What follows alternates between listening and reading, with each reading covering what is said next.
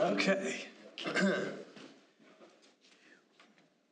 We have had a short recess after the first part of our meeting. I now call us back to order for the second portion of our April council meeting.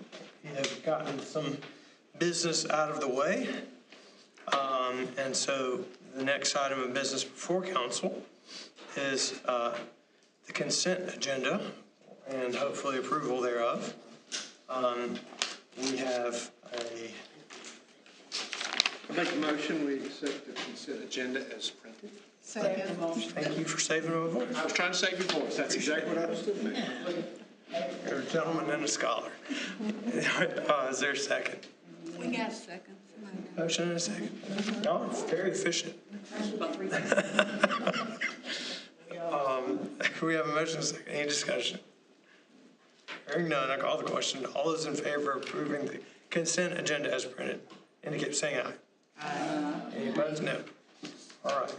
Consent agenda is approved. Moving on to old business. This is an ordinance, second reading of an ordinance related to authorizing an intergovernmental agreement for us to work with the municipal association to participate in local revenue service programs. This is a matter that is being passed by cities all across the state. And so we are just bringing our ordinances in line. So do I hear a motion concerning this ordinance? I'll make a motion. Second. I have a motion from Ms. Miller and a second from Ms. Lattimore. Is there any discussion?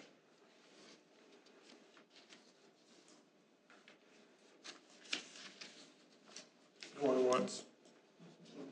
Going twice. All right.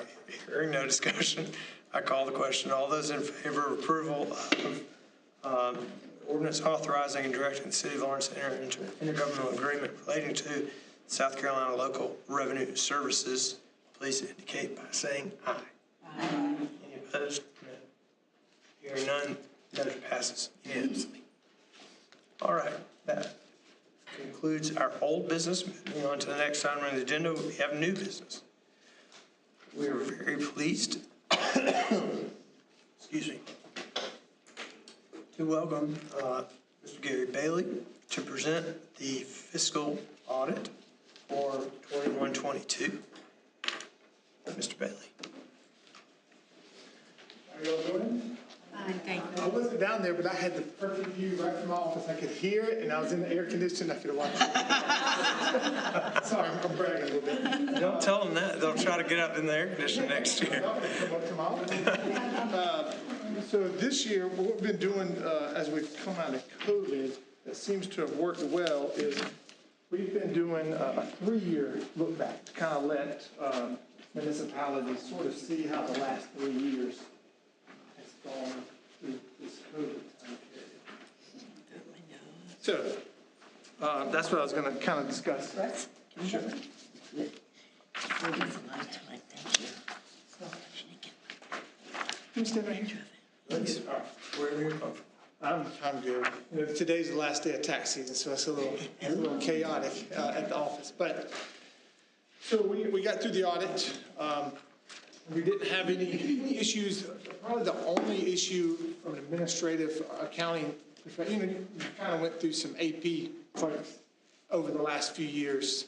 I think since we're doing the audit, not the third one. And so last year's journal entries from the 21 audit didn't get made. So it took us a little bit of time to figure out which ones didn't get made, but we've sent them. So it's not an issue. That was just a little bit of the holdup, but other than that, everything else looked fine. All the controls and everything looked fine. There wasn't any problems with. We don't have any recommendations. Really, I think COVID has changed a lot over the last few years on how people work and in and out of the office, and it's changed how we audit. And so But as long as there's still good processes in place, good council involvement, good controls, we're checking through, making sure there's approval before things are paid. We usually do run some tests where we're looking at payroll. We'll run payroll tests where we'll compare this year versus last year to see if there was any unusual raises or anything. So we run those kind of things. We'll pull some employees and make sure that their salaries is in agreement with the payroll. You get that part of it. And so we didn't have any issues there. So what I have here is a comparison. This first page is your general fund. It shows you what, and I'm going left to right, 22 to 21, 20. Just kind of shows you where you've been, because if you remember 20, recap, sometimes it seems long ago, but 20, the last quarter of 20 was when COVID first hit. So a lot of COVID went through fiscal year 21, and they're starting to get back to normal in 22. So some of your changes in revenues and expenditures are a result of that. The first one you'll notice right there off the front is top is property tax. And you'll notice back in 20, you collected just under 1.9 in property taxes, but in 21 that dipped to 1.6. You recovered back in 22, as you can see, back to 2.2 million. Some of that was just deferred. I remember the city, people were allowed to extend how long they had to pay versus the normal time. So some of that got pushed out. Some of it ended up getting pushed into 22. So that's your biggest revenue line item change. If you notice from year over year, your revenue's up $848,000. But if you think partly COVID-21 issues with trying to get out of it in 22, your line items in revenue were pretty much up across the board. As you look down, the only thing that was down a little bit was actually rentals in 22, but everything else was really up. And you see lost money was up, business license was up, and so forth. So overall, your revenue in 22 was up 13.5% versus 21. And then when you drop to your general expenditures, operating expenditures, I'll break this out. Financials do it a different way, but I like to look at it from a cash flow standpoint. So I'm looking at your operating revenues up top and your operating expenditures to get an operating income before you pay any debt service, before you buy any capital assets, to kind of say, after we just pay our general operating bills, expenses, how much money is left over. And that's what you're getting there on operating income. And you can see it was a big jump from 21 to 22. It went from 123,000 to 514,000. So a big jump there. Your expenses did increase. Some of that was people coming back to work full time as well. Because if you look at the very bottom, I thought this was interesting, and this is in line with towns and cities your size that we audit. 77% of all of your general fund expenditures are salary and benefits. That's almost 78%. And that's gone up a little bit. I think partly is because labor costs have gone up, retirement costs have gone up, health insurance has gone up, and then also just adding a few more bodies to payroll. So that's a combination of all of those things that's resulted. But that's by far, you can see your biggest line item. Then the next one down for 22 is the garbage expense. Then sort of your repairs and maintenance kind of across the board. And then fuel cost went up because the fuel cost in general at per gallon has gone up. So when you look at that, you basically got four line items, four categories that make up 90% of every general fund expenditure. So nothing unusual when we look. It was really just labor. Your increase from 21 to 22, but your revenue offset the labor increases. So that's why you're up. So the good news is after all your operating expenditures, you still generated $500,000. That $500,000 paid you invested in some capital outlay, paid down some debt service. You actually sold an asset, so that helped. So your total change in fund balance was $285,000 compared to 21, which was almost $1 million loss. So it was a huge change. But again, I think 21, a big part of that was COVID, because if you look back in 20, you were at 362. So I think 22 is sort of correcting itself from a tough year in 21. But overall, like I said, overall, it was, property taxes, the big thing here was property tax increase and just your overall labor increase. The next page is the hospitality guide. You see how hospitality revenues. And if you have a question, please just stop. Property tax revenue increase, not property tax rate increase. Thank you for correcting that. Did that correct. Property tax revenue increase, sorry. But you can see where hospitality actually took a little dip. Some of that may be that we were eating out so much during COVID that it actually, that's the only thing that really spiked during COVID, and that it kind of maybe settled down in 22. I think everyone was at home so much they couldn't wait to go get drive-through or restaurant. And all of these things we're seeing, nothing unusual here. We're seeing the same trends on all the towns that we audit.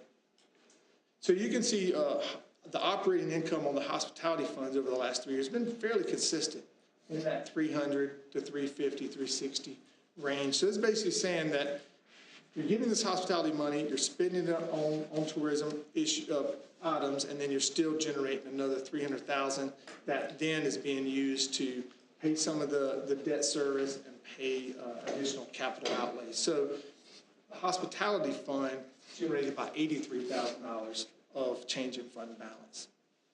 And then I got just a little snippet there of the ARPA funds that you used. You didn't use, obviously you didn't use all of them in 22. You used a good bit, but so you got 2.2 million for first pay, 2.2 million in fiscal year 22. And you can see where you've used those: premium pay, computer upgrades, some recreation, really various supplies, and some capital outlay. So you spent 629,000 of the 2.2 million. So at 6/30/22, there was still 1.5 million left, over 1.5 million of that ARPA. Next year, you're going to have a single audit because you're going to cross over the $750,000 federal threshold. So we'll have to not just do the audit, we'll also have to do a single audit testing these ARPA funds even greater. I'm sure you'll probably spend a couple million or so of that money in fiscal year 23. And then the last page is sort of your balance sheet over the last 3 years. Statement of net position for government accounting. And you can see right there at top is general fund cash. That's up about $500,000 from 21, 2.98 to 3.43. Then you can see there's 4 cash items here. There's the general fund unrestricted, 3.4. Then you got the hospitality tax, which is restricted for tourism related. That's over $500,000. And as I said, the ARPA money, which is 1.5 million, and then a little bit of restricted cash, which is very small, 28,000, which is victims assistance. I believe that's where all of that is.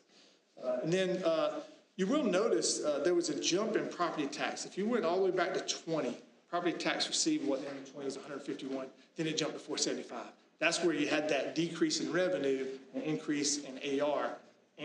And so you still have a good bit of AR to be collected before it gets back down to what you were in 20. So the reason I say that is that's basically cash sitting there that, as it's going to be collected, it's going to add to the cash balances. Everything else, for the most part, is very consistent with the previous years. You can see you got that big 5.2 million pension liability. As you know, that's the state retirement. That's nothing that you all can do. That's given to you from PIBA. They have an audit and actuary do that report, and everybody's assigned their portion of it, and yours is 5.2 million. It fluctuates every year based on investment returns, based on interest rates, and it's a year behind. So when 6/30/23 audit will reflect investments from 6/30/22, so I expect that liability to go up because investments have went down, so that liability is going to go up.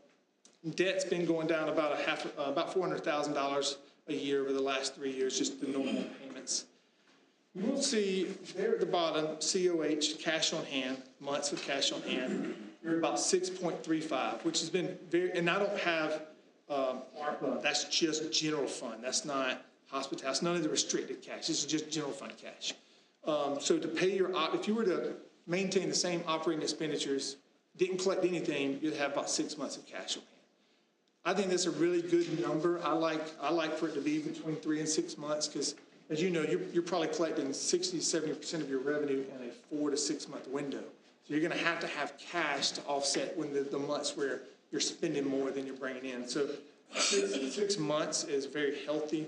And then that quick ratio, again, I didn't put the ARPA money in there because I didn't want to throw it off, but you can see it's 8.43. And what that means is for every $1 of current liability means a liability you're going to have to pay in the next year.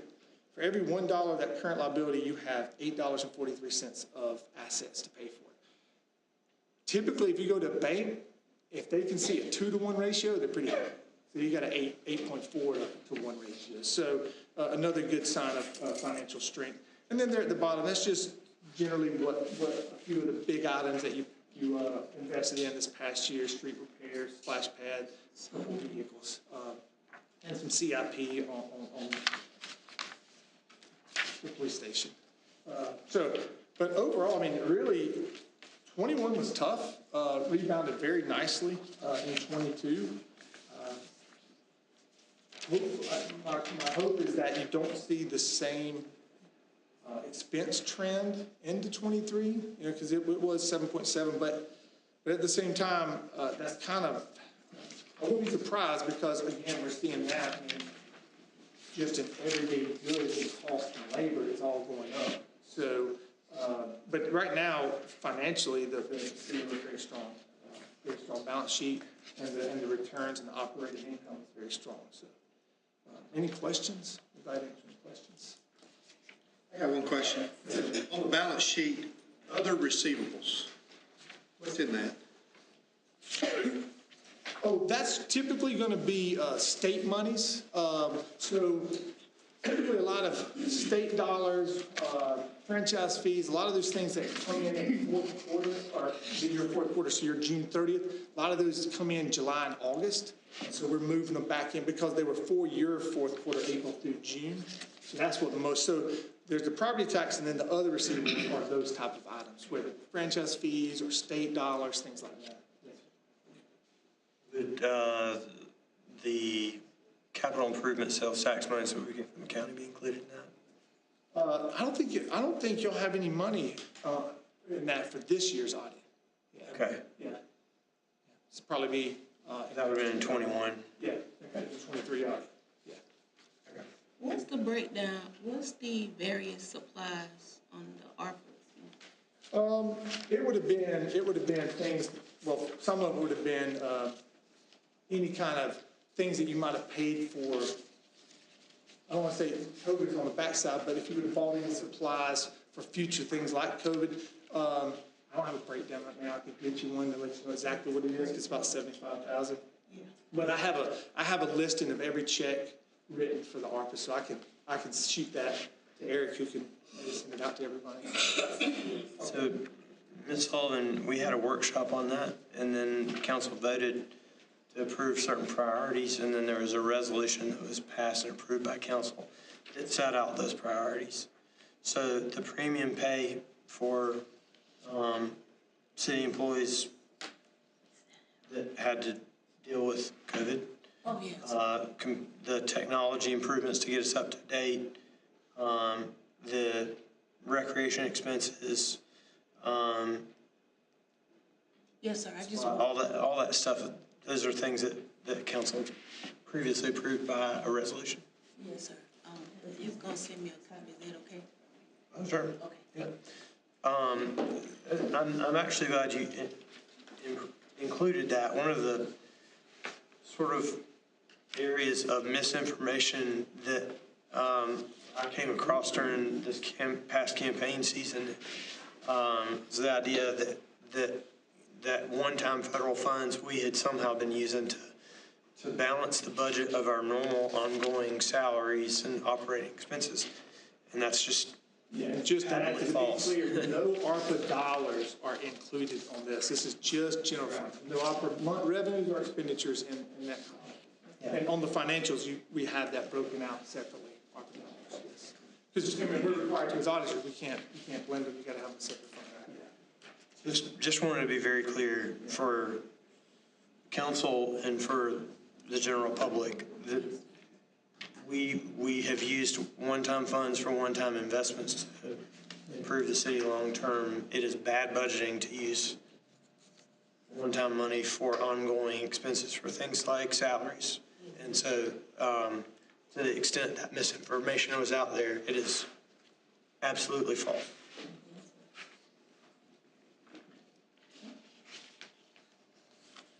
Well, I'm gonna go finish the last pair of tax returns. Have a good night. Thank you. All righty. Thank you for that report, Mr. Bailey. He's got work to do. But it's good to see that city finances are strong. Grateful for that. Okay. Moving on to the next item on the agenda. We have a proclamation declaring April as Child Abuse Prevention Month in the city, and likewise a proclamation recognizing April as Sexual Assault Awareness Month. But because both of these crimes, both of these issues affect members of our community, and we have people who have been victimized, we won't call them victims, but people who have become victims of these crimes. We want to invite Amanda, our victims advocate, to come speak to us and just talk to us a little bit about these issues and why it's important for council to recognize these issues. Amanda? Where have you come from? So, child abuse prevention, as most of you know, we had an event that was to be held on the 15th, and it's now moved to the 6th. We do have not a substantial amount of child abuse in our city, but we do have it, and it is very real and very pronounced. We do have a lot of schools, and luckily those schools do take action when they feel like there has a child that has been abused. So we do take that very seriously, and we just want to make aware of the problem that we do have and that all of cities have. And with that is a proclamation, to make the city aware of that is Child Abuse Month, Awareness Month, and that the city itself and the police department take that crime serious, and we want them to know that we are behind them 100%. And it's the same with sexual assault awareness. That happens probably, it's maybe a little bit more about the same as child abuse, as unfortunate as that is, but there are brave souls that live in this city who have been victimized and have just to continue to carry on their daily lives after these actions have happened to them. So we just want to also bring that awareness of the Sexual Assault Prevention Month and, just bring that awareness to the city.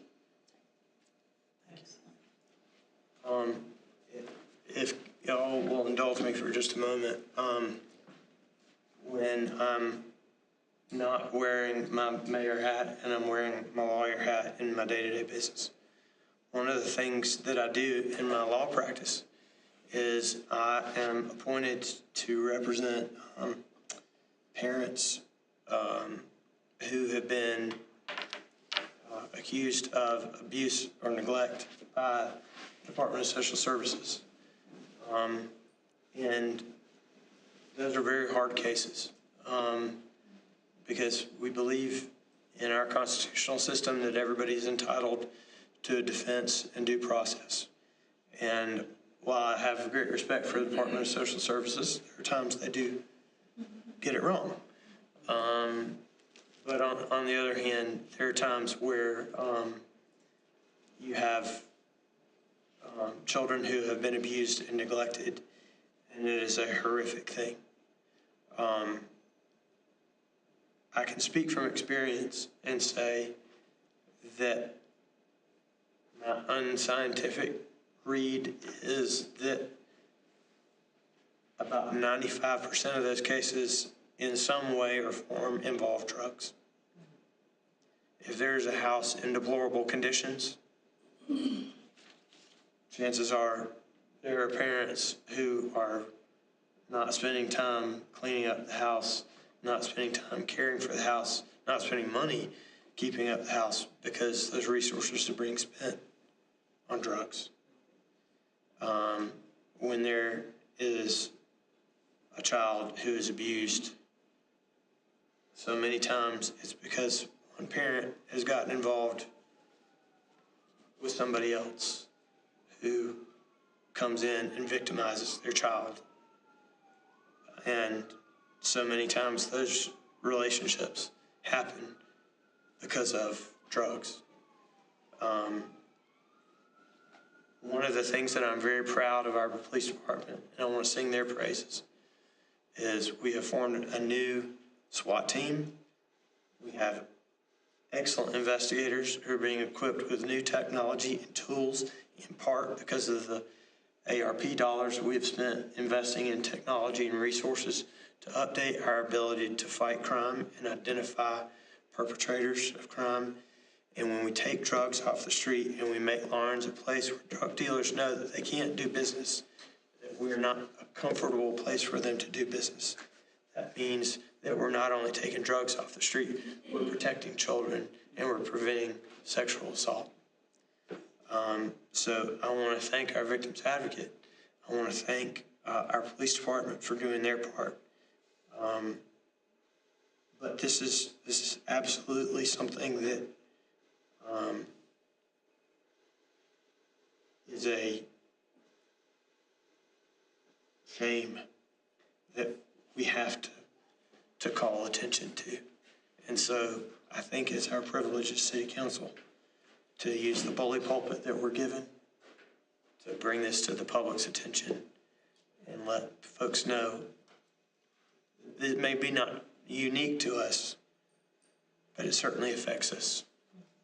And I'm proud of the work that this administration has done and the support of city council that y'all have given to prioritizing, allocating the resources to be able to actually fight the crime and deal with issues and avoid problems before they become problems.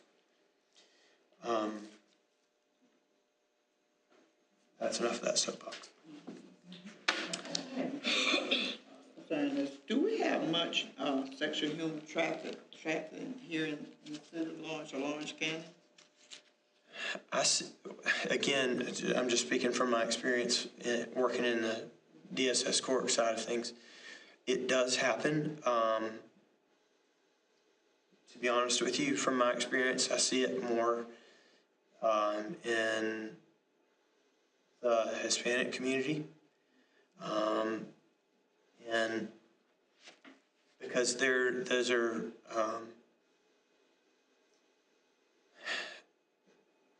those neighborhoods tend to be hard for us to have as many connections and to lay eyes on what's happening inside individual households. And you're already dealing with transient populations. These aren't lifelong residents of Lawrence. They're moving, people move from place to place. And because there's a language barrier, we do have Spanish-speaking officers that work for the city, thank goodness, but not every member of the police force is bilingual. It's because of the rhetoric that we hear coming out from Columbia and Washington about immigration. It makes those populations hesitant to talk to law enforcement because they're afraid of being deported themselves, but that means that they're also less likely to report crime. It's a serious problem. I won't say that it's something that we see on a tremendous level. What I tend to see the most of is fentanyl abuse and to some degree meth. But it's I guess recreational drugs.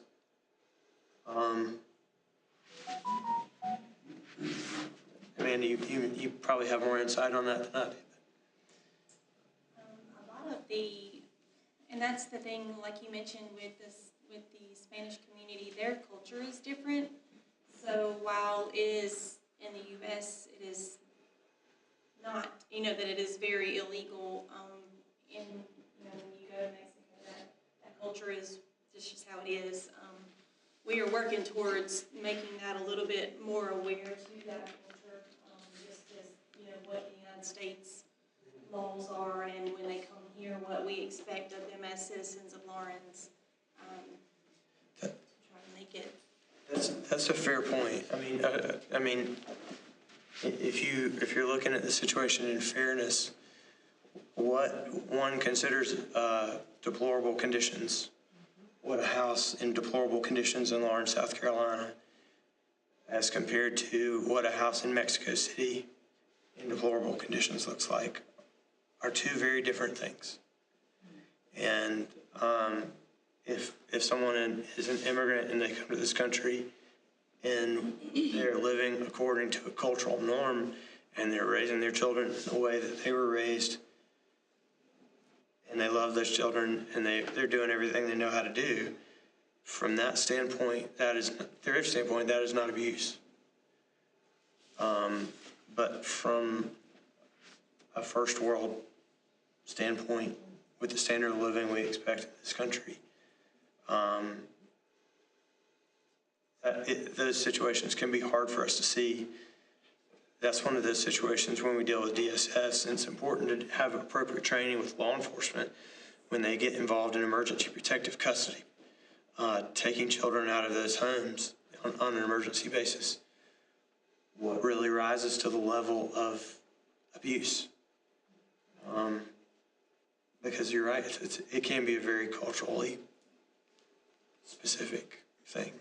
So a little bit more sensitivity, a little bit more training, a little bit more education, probably a good thing for everybody. Good question.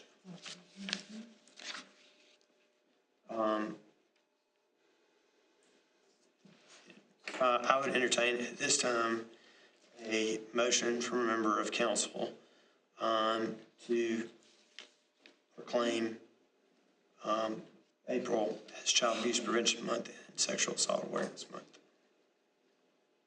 So make a motion, we approve. Thank you, Mr. Ball. We have a motion and a second. Any discussion? Hearing none, I call the question. All those in favor of approval of those proclamations, please indicate by saying aye. Aye. Any opposed? No.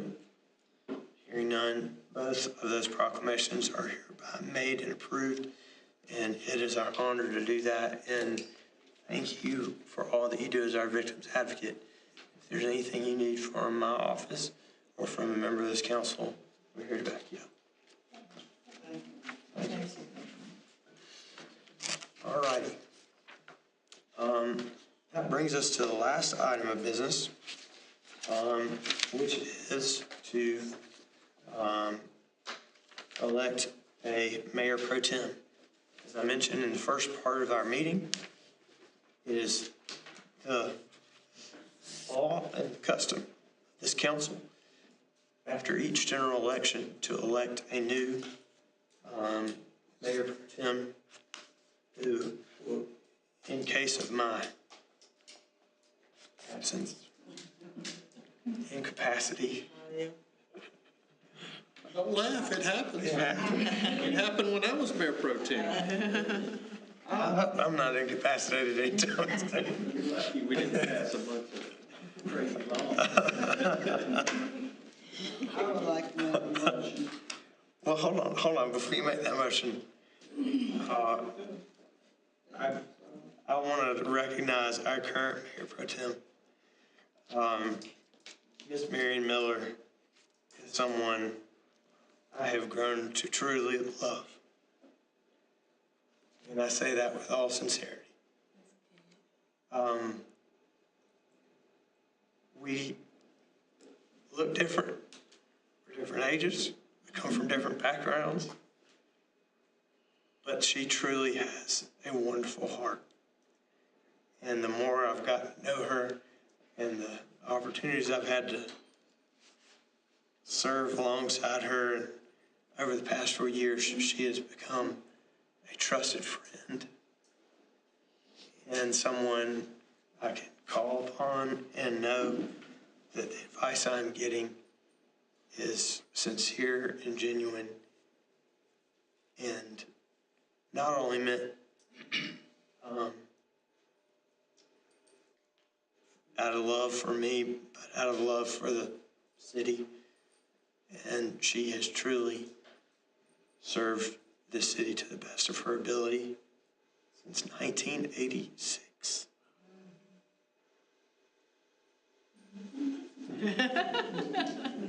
Not to call you out or anything. Anybody willing to put in that many years of service. I mean, think how many headaches you have to deal with in local government over the course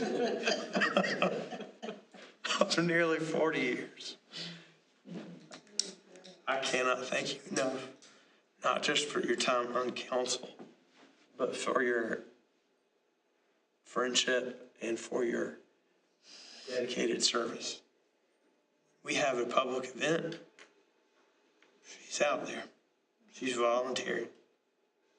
She's an example of what it means to be a good citizen and a superb city councilor. And before she passes her title, I would ask you all to join me in saying thank you to Ms. Miller for her time as our Mayor Pro Tem and on City Council.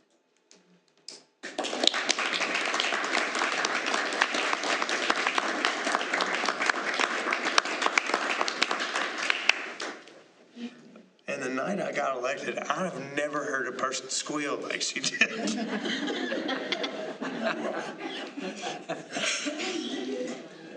I shouldn't have said that, but I was squealing right there with you. It's a fun night. Now, because we believe in the principles of the orderly transfer of power, Ms. Miller, do you have any nominations? Yes. I would like to leave enough words, but I really do thank you all. And as I said earlier, this is my last rodeo, and I'm just so thankful that I was able to serve the number of years that I have served. And I feel like God is not through with me yet. Amen. And not any of you all. And I'm just grateful. Everything. Thank you. Make a motion now. Pass the torch to my predecessor who was here when I came on board. Johnny, I make the motion that Johnny Bolt be the next Mayor Pro Tem. Thank you. I think we can all second that. Well, we have a motion, a very gracious motion, and we have a second. Is there any discussion? Hearing none, I will call the question. All those in favor of electing Mr. Johnny Bolt, our longest serving member of Lawrence City Council, who is pretty good, but mostly pretty.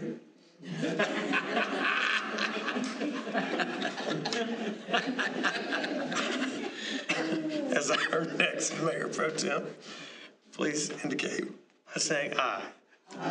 Aye. All those opposed, no? Good. Shame on you. All right. Mr. Bolt, that brings us to the end of the agenda. And the duty falls to the Mayor Pro Tem to make a motion to adjourn. I would like to make a motion with you. Second number. We have a motion and a second. Is there any discussion? In hearing none. All those in favor? Aye. We are adjourned. Johnny and Marion, can I have a picture of the two together?